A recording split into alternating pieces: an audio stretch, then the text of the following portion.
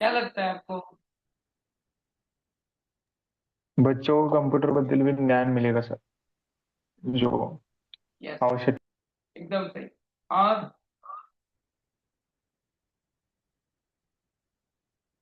उतना ही बस, बाकी कुछ नहीं लगता। इसलिए क्या होगा बाबा? हेलो। हाँ, मॉडर्न बेस्ड एजुकेशन सर। बोलो। तो उनको जो शिक्षा देना है और शिक्षा में महत्व लाना है, उनमें जो महत्वपूर्ण बात है वो है कि सभी को कंप्यूटर बेस्ड शिक्षा दो, या जो भी कुछ है, कंप्यूटर यानी आधुनिक काल की शिक्षा हमें बच्चों को प्रोवाइड करानी। उसके बाद डिजिटल अंतर को समाप्त करने का प्रयास किया जा रहा है।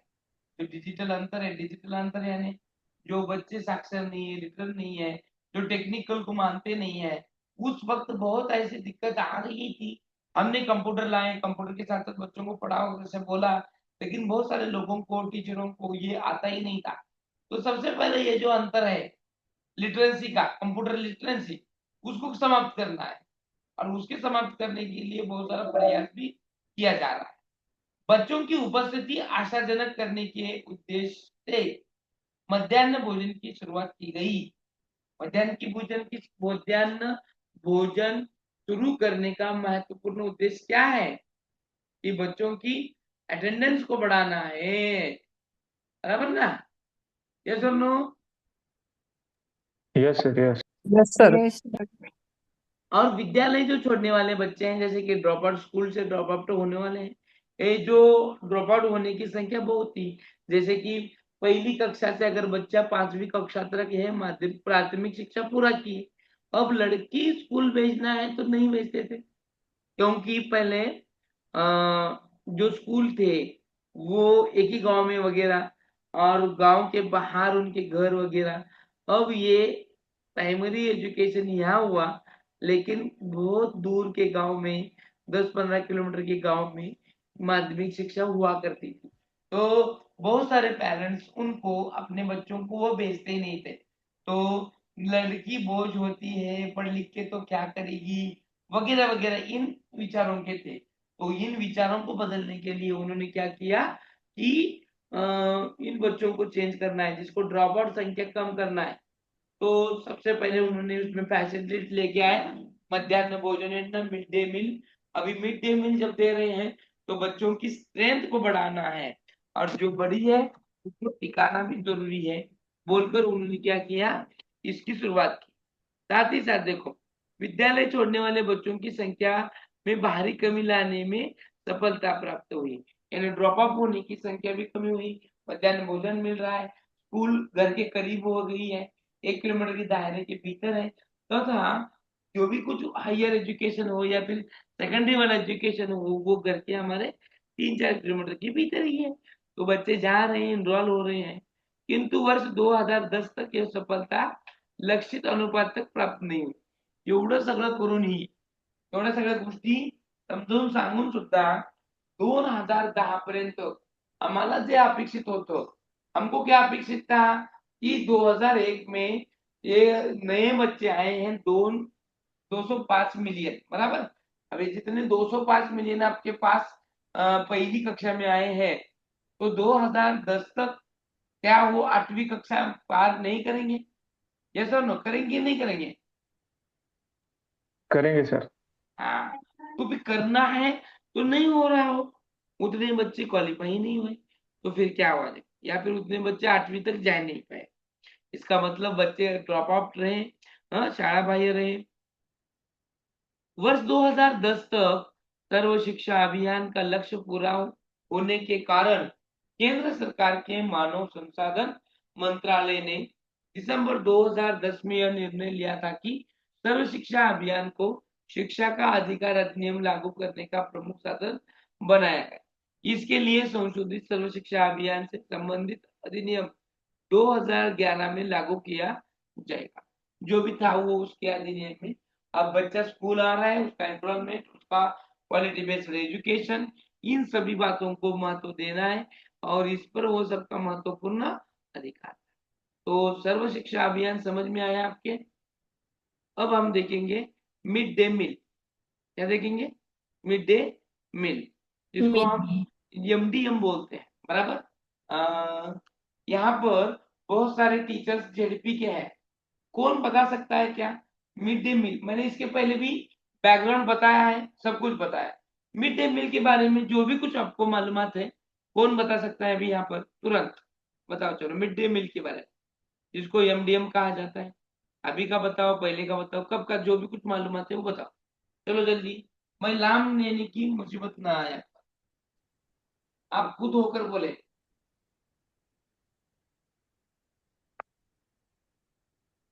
यामध्ये शिक्षकच मुलांना हाँ, बोला बोला।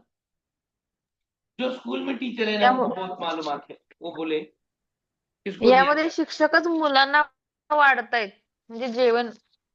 चित्रातलं नका सांगू, प्रत्यक्ष जीवनातलं सांग। हो सर, आम्हाला माहितीये, मी बघितलंय स्वतः. सांगली स्कूलमध्ये मी होते ना टीचिंगला, त्यावेळेला प्रत्येकाकडे 2-2 दिवस असे दिले जायचे हा, आणि ते स्वतः टेस्ट करून ना मुलांना वाढत होते ते. आणि आणि त्याच्यामध्ये काय त्रुटी आहेत, काय राहिलं आहे, म्हणजे भात जर कच्चा राहिला असेल तर ह्याच्यामध्ये दुरुस्ती झाली पाहिजे, हा, किंवा आज हे नाही आहे ह्याच्यामध्ये, हे असं त्यांना ते जाणवून येत होतं. ओके, व्हेरी हे मी नाईस। प्रत्यक्षात बघितले. आणि सगळ्या प्रत्यक्षात बघितलं भाज्याचे म्हणजे आता आता आहे ते प्रत्यक्षात अजून बी असंच आहे। त्याला आपण म्हणतो, तुम्ही म्हणता ना की ही चव वगैरे आहे, पण त्याच्यासाठी चव रजिस्टर मेंटेन केलं जातं। आजची खिचडी कशा पद्धतीची होती पाहिलं जातं, ते चव रजिस्टर मध्ये लिहिलं जातं। खिचडीचा सॅम्पल येस काढून सर. ठेवला जातो, राईट. तो दुसऱ्या दिवसापर्यंत हो. ठेवला जातो। सपोज मुलाला खिचडी खाल्ल्यानंतर आफ्टर 1 या 2 आवर्स काय झालं, तर त्याचा नमुना कोणाकडे असतो? तर तो शाळेत ठेवलेला जो नमुना आहे, त्या नमुन्यावरून कारवाई केली जाते। सो मोस्ट वेगवेगळ्या इम्पॉर्टंट वेगवेगळ्या प्रकारच्या डाळी, वेगवेगळ्या प्रकारच्या म्हणजे सगळं पोषण आहार त्यांना मिळण्यासाठी ते भाज्या प्रयत्न डाळी करत घालून असतात. Yes yes yes. केलं जातं. त्याच्यामध्ये भाज्या नाही आहे, त्याच्यामध्ये सगळ्यात महत्वाचं म्हणजे डाळी आहेत, वाटाणा आहे, कडधा हरभरा हा, आहे, मटकी आहे। पौष्टिक. कडधान्यांचा वापर जास्त हा, आहे. वेगवेगळे आणि प्रोटीन्स। शनिवारच्या दिवशी ना त्यांना शेंगदाणे, गुळ शेंगदाणे किंवा चिरमुऱ्याचे लाडू म्हणा, असं दिलं जातं त्यांना खायला काहीतरी. हे त्यांच्यासाठी ना अंडी आहेत, गव्हर्नमेंट त्यांना अंडी देतं। उकडलेली अंडी द्यायची त्यांना, भरपूर सोयीसुविधा करतो। आता आपण प्रत्यक्षामध्ये आठवड्यात पाहूया सध्या शाळेवरती ही योजना कशी राबवली जाते, त्याच्यासाठी आपण इथं बोलूयात हनुमंत जगताप जाधव सरांना। जाधव सर सांगतील की एमडीएम काय आहे, आता तुम्ही कशा पद्धतीचा वापर करता।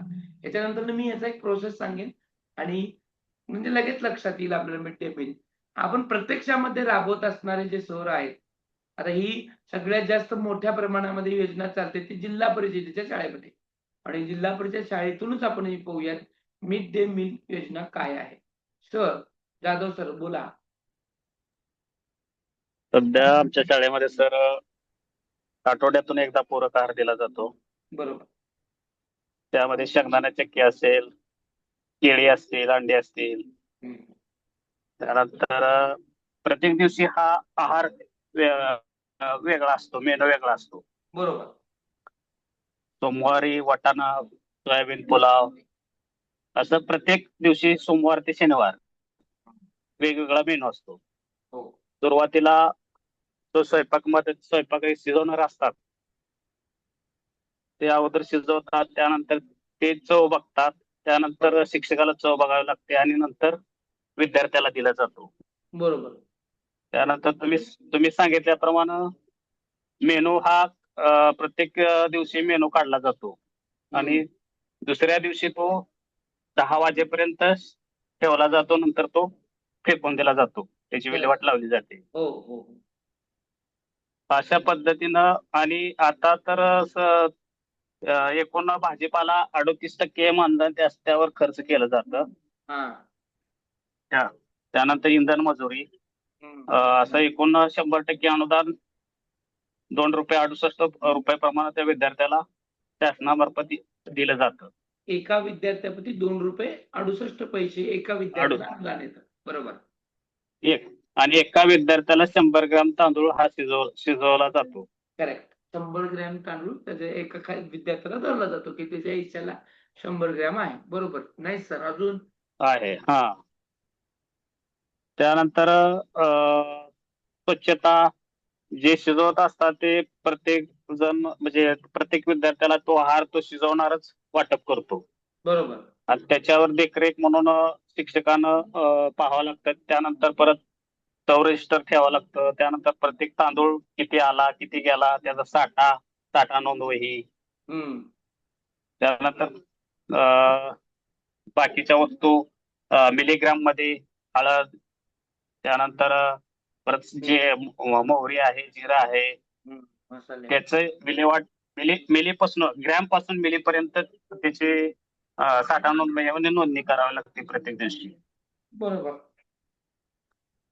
म्हणजे या महिन्यात तुम्ही एवढं वापरलं तर राहिलेलं शिल्लक किती राहिलं, काय राहिलं, याचा तुम्हाला मासिक अहवाल पण द्यावा लागत असेल. प्रत्येक महिन्याला 31 किंवा 31 तारखेला तो मासिक अहवाल केंद्र शाळेत द्यावा लागतो सर. बरोबर बरोबर. आणि जर एक त्याचा सुद्धा प्राथमिक शाळेमध्ये पटानुसार मदतनीस आणि शिजवणारा ठरलेला असतो. जर 26 पट असेल तर 2 स्वयंपाकी मदतनीस असतात. आणि 1 ते 20-21 पर्यंत असेल तर एकच मदतनीस असतो. त्याची अंमलबजावणी सर 2001 पासून पहिलं पॅकेज तांदूळ वाटप केला असायचा. त्यानंतर 2003 पासून हा मध्यान्ह भोजन उपस्थिती वाढावी म्हणून आणि इतर जे आपण तांदूळ दिला जातो घरी, तो तांदूळ मुलांना न देता ते पालक काय करायला लागली, बाहेर वाटायला लागली, विकायला लागली. म्हणून शासनानं परत उपस्थिती वाढावं म्हणून तो तांदूळ आपण शाळेत शिजवला जातो. आणि त्यामुळे शाळेत शिजवल्यामुळे उपस्थिती वाढली मुलांची. आणि 7 ते 14 गटातील मुलं शाळा बाहेर न राहता शाळेत येऊ लागली. पहा, ही ओरिजिनल सद्यस्थिती आहे. ही सद्यस्थिती, याचा उद्देश आपण अजून पाहूयात. हे मी प्रत्यक्षामध्ये तुम्हाला याच्यासाठी सांगितलं की आता तुम्हाला ताळमेळ बसेल. गवर्नमेंट ने ये जो शुरुआत की किस लिए की, मध्यान्ह भोजन स्कीम जो है जिसको हम मिड डे मील बोलते हैं, इसका कहने का तरीका और कहने का जो मतलब था या फिर मकसद था, बच्चों का एनरोलमेंट बढ़ाना सबसे बड़ा मकसद है. जो एनरोलमेंट हमने बढ़ाया है, उस एनरोलमेंट के तहत हमें क्या करना है कि बच्चों को टिकाए रखना है, उनको वहीं पर भी स्टेबल रखना है. और ये स्टेबल रखने के साथ साथ इन बच्चों को हेल्थली फूड देना है. म्हणजे या मुलांना आम्हाला हेल्थी पण बनवायचं आहे आरोग्याच्या दृष्टीनं. अगर वही भी करना है तो बच्चों को हम किस तरह से खुश रखें, बच्चों को किस तरह का अनाज दें. तो देखो, सब इसकी शुरुआत अभी जो है फिलहाल में, जिस तरह से अभी सर ने बताई कि बच्चों को हम जो दे रहे हैं, इनकी कैलोरीज पहले से तय है कि बच्चों को जो अनाज दे रहे हैं ये क्वालिटी बेस्ड दे रहे हैं. कम दो लेकिन क्वालिटी का दो. और इनको जो एक बच्चों को दे रहे हैं 100 ग्राम का, इसमें कैलोरीज है 450 प्रति बच्चों को देना है. तो ये देते वक्त कौन सी चीज में से कितना कैलोरीज आता है और उसके लिए उन्होंने ऑलरेडी मेनू कार्ड बनाया है. तो फिर क्या, ये बच्चों को हम जो खाना दे रहे हैं और खाना देने के साथ इन बच्चों पे जो कुछ असर हो रहा है, क्या वो किस तरह का है, ये देते वक्त भी बच्चों के लिए जो खान-पान है, खान-पान में जो हमने बदलाव किए हैं, वो बदलाव किस तरह के हैं, ये करने के लिए हमने मध्यान्ह भोजन स्कीम की. मध्यान्ह भोजन स्कीम ये आज की नहीं है, ये 1995 यानी 1995 से शुरुआत है.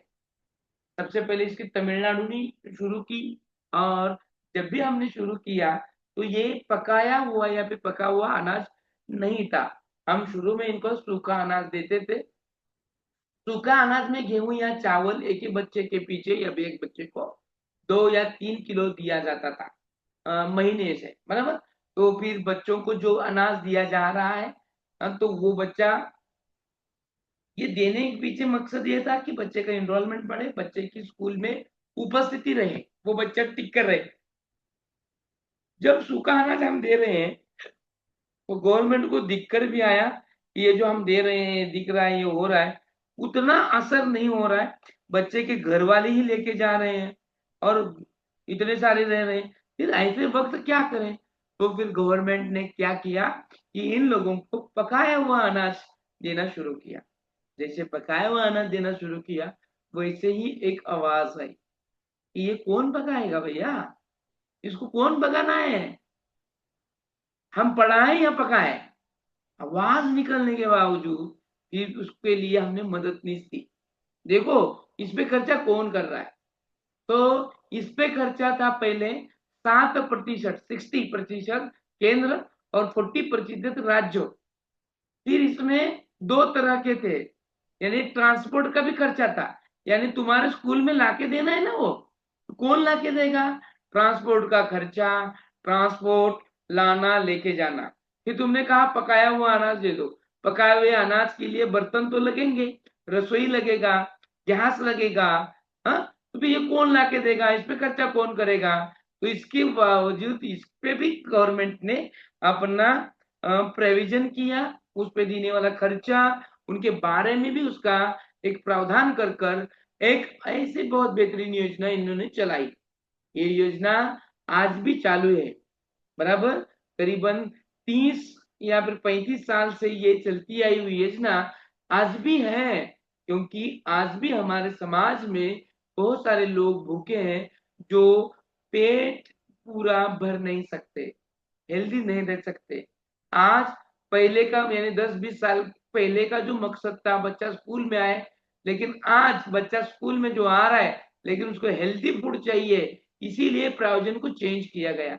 आज हम उसको खाने में तो दे रहे हैं, सिर्फ खिचड़ी नहीं पका रहे हैं हम, उसमें सोयाबीन वड़ी है, बराबर वटाना है, जैसे कि हरभरा है, मूंग दाल है, इन सभी चीजों का उसमें इन्वॉल्यूशन किया, जिससे बच्चे को सही मात्रा मिले, बच्चा हेल्दी रहे, बच्चे का ब्रेन डेवलपमेंट हो, इसलिए उसको पूरक आहार यानी सप्लीमेंट्री दी गई। जैसे कि अभी कहा गया कि बच्चे का एच बी बढ़ाना है, तो सबसे ज्यादा बढ़ता किससे है? वो जिसको हम मूंगफली बोलते हैं, शेंगा आणि गुळ यानं एचबी लवकर वाढतो, इसीलिए बच्चों को पूरक आहार यानी दिया जा रहा है, इसमें गुळ, शेंगा असेल, केळी असतील आणि अंडी, या सगळ्या स्कीम दिल्या गेल्या और ये तय करने का अधिकार वहां के स्कूल पर दिया गया है। तो ये पकाया हुआ अनाज हम देख रहे हैं, अब कौन पकाएगा? तो इसीलिए ये शुरू पहले ग्राम पंचायत की ओर दिया गया, बचत गट की ओर दिया गया, आज हम स्कूल में ये नियमनुक कर रहे हैं इन लोगों की। जैसे कि अब सर ने कहा कि 26 बच्चों के ऊपर एक रसोईया होना है और उसके लिए एक हेल्पर, तो जहां पर ज्यादा स्ट्रेंथ है वहां पर उसी के हिसाब से ये बनाने वाला और उसके हेल्प वाला है जो है उनको दिया गया है। तो बहुत सारे बदलाव तब से आज तक हुए हैं, तो देखेंगे नियम का क्या बदलाव है, कौन से बदलाव लाना है, तो यह क्या टारगेट है। जो ये मध्याह्न भोजन स्कीम है, मिड डे मील, ये सबसे पहले की शुरुआत है, ये तमिलनाडु में हुई है, मैंने तभी बताया, बराबर। अब जिसका उद्देश्य था सिर्फ ये सर्व शिक्षा अभियान को सफलीभूत यानी सक्सेसफुल बनाना है, और तब का महत्वपूर्ण क्या था सफलीभूत करना या फिर उसको सक्सेस बनाना, कि एनरोलमेंट बनाना है, बढ़ाना है, और जो एनरोल हुए हैं उन बच्चों को 2013, मैं आपको मालूमात के लिए बताता हूँ, ये जो मिड डे मील था ये शुरू में सबसे पहले 1ली से 5वीं कक्षा के बच्चों के लिए तक ही था, फिर बढ़ाकर हमने 8वीं कक्षा तक किया, और फिर देखो ये शुरू में सिर्फ जिला परिषद के स्कूल में था, फिर इसको हमने बढ़ाकर उर्दू मीडियम, अल्पसंख्यक, और फिर अभी इसमें चला रहे हैं। तो ये धीरे धीरे इसको हमने बढ़ा लिया। प्राथमिक कक्षाओं में नामांकन में वृद्धि लाना तथा स्कूल छोड़ने की प्रवृत्ति को कम करना ही ये मध्याह्न भोजन स्कीम का महत्वपूर्ण उद्देश्य था। प्राथमिक शिक्षा के व्यापीकरण यानी सर्वभावीकरण को बढ़ाना तथा प्राथमिक स्तर के छात्रों को पोषण आहार की स्थिति में सुधार लाना, ये करने के लिए 15 अगस्त 1995 को पोषण आहार समर्थन राष्ट्रीय कार्यक्रम मध्याह्न भोजन स्कीम की शुरुआत की गई। आपको पता है कि नहीं मुझे मालूम नहीं, आपने अगर देखा है तमिलनाडु या फिर केरल की एक स्टोरी आई थी, देखो ज्योग्राफी में, जो अपना ये है ना जियोग्राफी चैनल वगैरह है ना, उसमें ज्योग्राफी चैनल पर ये स्कीम है मिड डे मील। तो वहां की गवर्नमेंट ने एक संस्था को दिया है, वो संस्था पूरे ये राज्य में किस तरह से एक ही साथ सबको खाना कैसे देती है, किस तरह से प्रोवाइड करती है, इसका एक बहुत अच्छा वीडियो भी आया था, देखो वो आप देख सकते हैं नेट पर भी वगैरह। तो उद्देश्य ये था कि बच्चों की हेल्थ को किस तरह से अच्छा रखना है, करना है, इसलिए महत्वपूर्ण योजना है। साथ ही साथ हमने जो महत्वपूर्ण योजना चलाई थी एसएसए की, उसमें बच्चों का एनरोलमेंट बढ़ाना है, बढ़ाने के साथ स्टेबल रखना है, इसके लिए हमने मिड डे मील शुरू किया था। इस योजना में हमने क्या किया, तो पहली से 5वीं कक्षा तक, देखो मैंने पहले भी कहा था, पहली से 5वीं कक्षा तक देश के राजकीय अनुदानित प्राप्त प्राथमिक विद्यालय में पढ़ने वाले बच्चों को 80% उपस्थिति पर दरमाहा 3 किलो गेहूं अथवा चावल दे जाने की व्यवस्था की गई थी। यानी इसको हम क्या बोलते हैं, सूखा अनाज, क्या बोलेंगे इसको हम, सूखा अनाज। अब इसको देने का प्रावधान था, अभी मैंने बताया वैसे। तो फिर खाद्यान्न का पूर्ण छात्र लाभ ये छात्र को नहीं मिल रहा है, तो फिर किसको मिल रहा है, उसके परिवार को मिल रहा है। इसलिए 1 सितंबर 2004 से हमने क्या किया, प्राथमिक विद्यालयों में पके पकाए भोजन का उपलब्ध करने की योजना का आरंभ किया। कब से किया, कब से किया, 2004 से। योजना कब शुरू हुई, 4 से योजना कब शुरू हुई, 1995 में। 15 अगस्त 15 अगस्त 1995। 1995।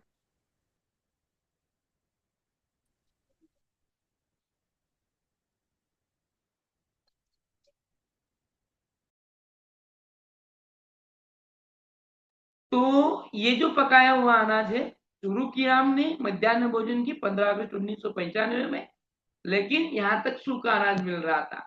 इसी में मैंने पिछले बार बहुत सारी स्टोरीज बताई थी, देखो साथ ही इसमें हर सैटरडे को कौन सा दूध दिया करते थे हम, सुगंधी वाला है ना, वो बंद सुगंधित किया, दूध। उसमें की प्रॉब्लम आए। फिर 2004 में हमने क्या किया, पके पकाया हुआ भोजन का देना, सप्लाई करना शुरुआत की।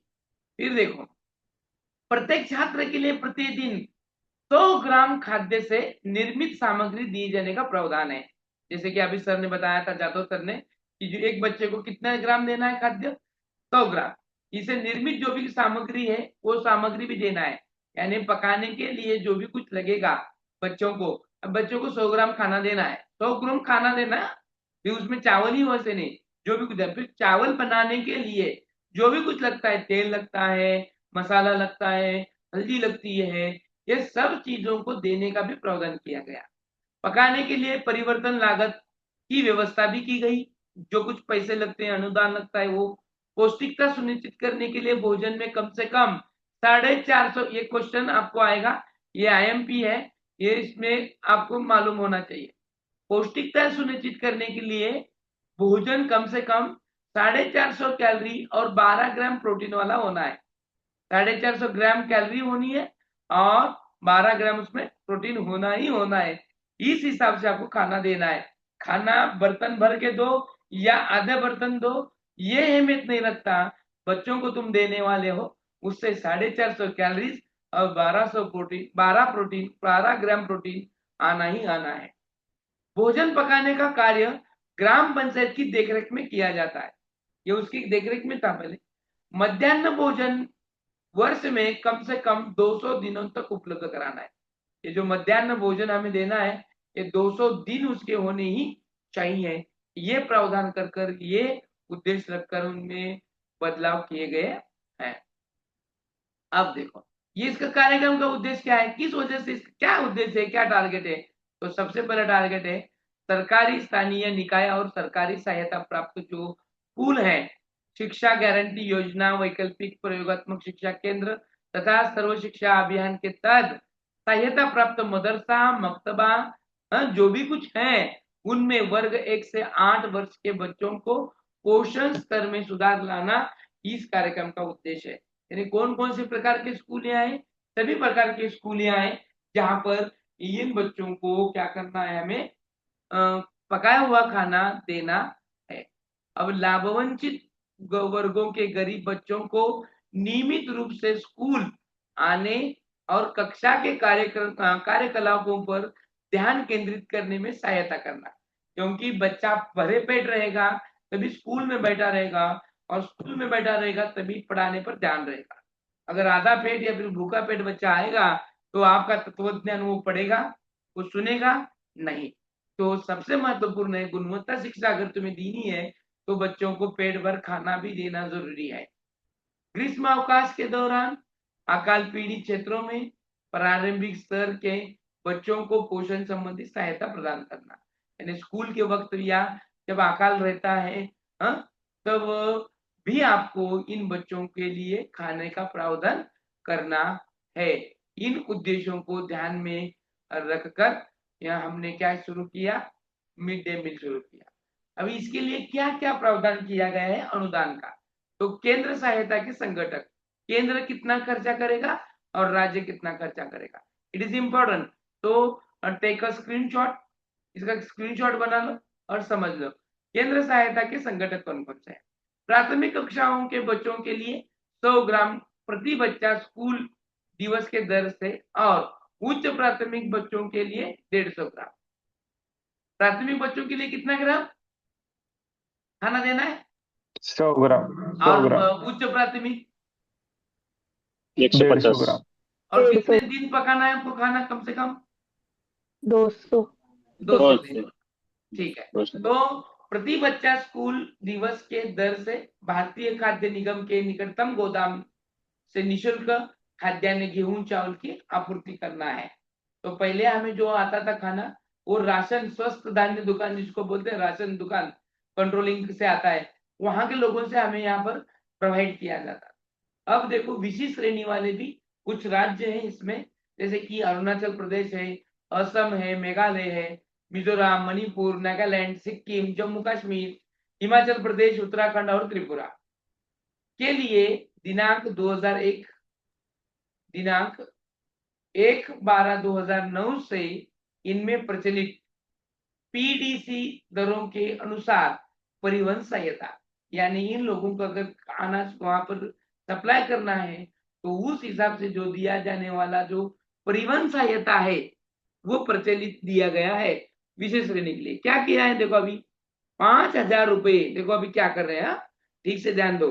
5,000 रुपए प्रति विद्यालय की औसत लागत के आधार पर किचन सामान प्राप्त करने के लिए सहायता जाती है। किचन के सामान में निम्नलिखित शामिल है। किचन के सामान के लिए कितने पैसे दिए जाते हैं, 5,000, 5,000। 5,000। हाँ, अभी भोजन पकाने का सामान क्या क्या है देखो, जैसे कि स्टोव हो, चूल्हा हो, गैस हो, खाद्यान्न और अन्य सामान संग्रह करने के लिए कंटेनर, ज्याला आपण पातेलं वगैरे म्हणतो, ठीक है नहीं, वो कंटेनर भोजन पकाने के लिए और वितरण करने के लिए जो भी कुछ बर्तन है वो भी प्रोवाइड करने हैं। अब झेडपी में बहुत सारे ऐसे बर्तन आते हैं, देखो बर्तन ज्याला आपण मराठीमध्ये ताट म्हणतो की नाही, ते 2-3 असे खात्याचे कप्प्याचे असतात बघा, ही अशी 200-200, 300-300 ताटं प्रत्येक शाळेला दिली गेली कि मुलांना, ऐसा बहुत सारे वक्त होता है कि बच्चा खाना खाने के लिए आता है लेकिन उसके पास बर्तन ही नहीं होता है, और वो बर्तन एक जगह रखने का और उसको धोने की जिम्मेदारी किसकी है मालूम है क्या, हर एक बर्तन को धोने की जिम्मेदारी किसकी है, शिजवणाराची हाँ, जो खाना मदतनीस। बना रहा है, खिचड़ी बना रहा है, उसकी जिम्मेदारी है कि वो खाने के बर्तन भी धो ले और बच्चों को धोने की तसदी न दे। और साथ साथ देखो अब महत्वपूर्ण और क्या है कि राज्य और संघ राज्य क्षेत्रों के लिए इस योजना का प्रबंध है। अनुवीक्षण तथा मूल्यांकन के लिए सहायता खाद्यान्न, परिवहन लागत, भोजन पकाने की लागत, रसोई सहायक को मनोदेय की कुल सहायता का 1.8% का उपयोग किया जाता है। जो भी कुछ आप वो पकाने वाले के लिए खाद्यान्न दे रहे हैं उसका जो पेमेंट होगा वो कुल सहायता के 1.8 होगा। देखो अब देखो ये मध्याह्न भोजन योजना का नवीनीकरण भी किया गया, इसमें चेंजेस आए, पहले जैसा अब नहीं रहा, बदलाव हुआ। 12वीं योजना के तहत दौरान मध्याह्न भोजन योजना MDMS सुधार किया गया। मध्याह्न भोजन योजना की जनजाति योजना का जनजाति, अनुसूचित जाति और अल्पसंख्यक बहुल जिला और गैर सहायता प्राप्त निजी स्कूलों में भी विस्तार किया गया। जो पहले से हम सिर्फ सरकारी स्कूलों में दे रहे थे, इन छोड़कर जनजाति, अनुसूचित जाति, अल्पसंख्यक स्कूलों, इनमें भी हमने मध्याह्न भोजन देने का प्रयोजन किया। प्राथमिक विद्यालयों के परिसरों में स्थित पूर्व प्राइमरी जो है, कक्षाओं में पढ़ने वाले बच्चों, इनके लिए भी प्रयोजन किया गया। अब पूर्व प्राइमरी कौन सी है? जिला अपन आंगनवाड़ी, बालवाड़ी मनतो है ना, तो इन स्कूलों में पहले से नहीं था, इनको भी देने का हमने प्रयोजन किया। मसूदा घटकों या स्कूलों के सहायता के तौर तरीका संशोधन करना। ये संशोधन करते वक्त हमने उत्तर पूर्वी प्रदेश को छोड़कर अन्य राज्यों के लिए माल वहन सहायता का संशोधन किया। माल वहन म्हणजे जे गाडी तुम्हाला तांदूळ वगैरे घेऊन येते, त्यांच्यासाठी पैसे कोण देणार? तो देखो उसके लिए कौन क्या किया है, इसकी 75 रुपए प्रति क्विंटल की मौजूदा सीमा को बढ़ाकर 150 रुपए प्रति क्विंटल की गई। यानी 75 रुपए पहले दिया जाता था, उसको बढ़ाकर 150 रुपए किया गया। नए स्कूलों के लिए किचन के बर्तन खरीदने और हर 5 साल बाद किचन के बर्तनों को बदलने के लिए 15,000 रुपए प्रति स्कूल की दर से केंद्रीय सहायता की पद्धती का संशोधन किया। यानी याच्यासाठी केंद्र खर्च करेल 15,000, सुरुवातीला नवीन भांडी आणि दर 3 वर्षांनी किंवा 5 वर्षांनी त्याच्यामध्ये बदलाव करायचा असेल तर त्याच्यासाठीचे पैसे। सहायता की यह राशि केंद्र और राज्य के बीच 60-40 के अनुपात से और उत्तर पूर्वी प्रदेश के राज्यों को 90-10% अनुपात की वहन की जाएगी। यानी जो राज्य है और केंद्र, इनका जो हिस्सा है, केंद्र 60% और राज्य 40%, इस तरह से अनुपात लगाकर जो खाना है, जो परिवहन का खर्चा है परिवहन का, वो उठाएगी। साथ में जो हमारे पूर्वी देश में के प्रदेश हैं, उनको 90-10 यानी 90-10% का अनुपात से ये जो खर्चा है केंद्र शासन और राज्य शासन उठाएंगे। ये ग्रामीण राष्ट्रीय स्वास्थ्य मिशन और मध्याह्न भोजन योजना का एकीकरण भी हो गया। इसके बाद इसमें बदलाव आए और ये राष्ट्रीय ग्राम स्वास्थ्य मिशन और मध्याह्न भोजन योजना का एकीकरण हो गया। मानव संसाधन विकास मंत्रालय ने राष्ट्रीय बाल स्वास्थ्य कार्यक्रम के प्रभावी कार्यान्वयन के लिए राष्ट्रीय ग्रामीण स्वास्थ्य मिशन के साथ समन्वय के उद्देश्य से सभी राज्यों के शिक्षा विभागों को अवगत किया गया और इस योजना को राष्ट्रीय ग्रामीण स्वास्थ्य मिशन के अंतर्गत जोड़ा गया। राष्ट्रीय बाल स्वास्थ्य कार्यक्रम केंद्र सरकार की नई पहल है, जिसका उद्देश्य जन्म से 18 वर्ष की आयु के बच्चों की स्वास्थ्य जांच और पोषण का प्रबंधन करना है। तो इसके तहत ये मिड डे मील को क्या किया गया, कन्वर्ट किया गया, किया गया। इसके तहत बच्चों के जन्म के समय की त्रुटियां, बीमारियां और बच्चों के विकास में देरी सहित विकलांगता का प्रबंधन करना शामिल था और वो उसको बदलाव किया गया। तो इस तरह से जो हमारी योजना थी, कौन सी वाली योजना, जिसका नाम था मिड डे मील, उसका प्रावधान हमने यहाँ पर किया गया है। समझ में आया आप सभी को? समझ में आया? तो अगला है शिक्षा का राष्ट्रीय अधिकार 2009, वो हम कल देखेंगे। इसको कुछ है पूछना? तो अभी हम यहाँ पर रुकेंगे, कल मिलेंगे हमारे सही समय पर 7 बजे और आगे का हिस्सा हम कंप्लीट करेंगे। तब तक के लिए शुभ रात्रि, good night all of you. शुभ रात्रि। क्या हुआ sir? Good night sir. Good night sir. Hello sir. हाँ हॅलो बोला सर. सर माझी कालची टेस्ट मिस झाली आहे सर, ते 150 मार्कांची. ते पुन्हा देऊ शकेन का सर मी? हो देता येते.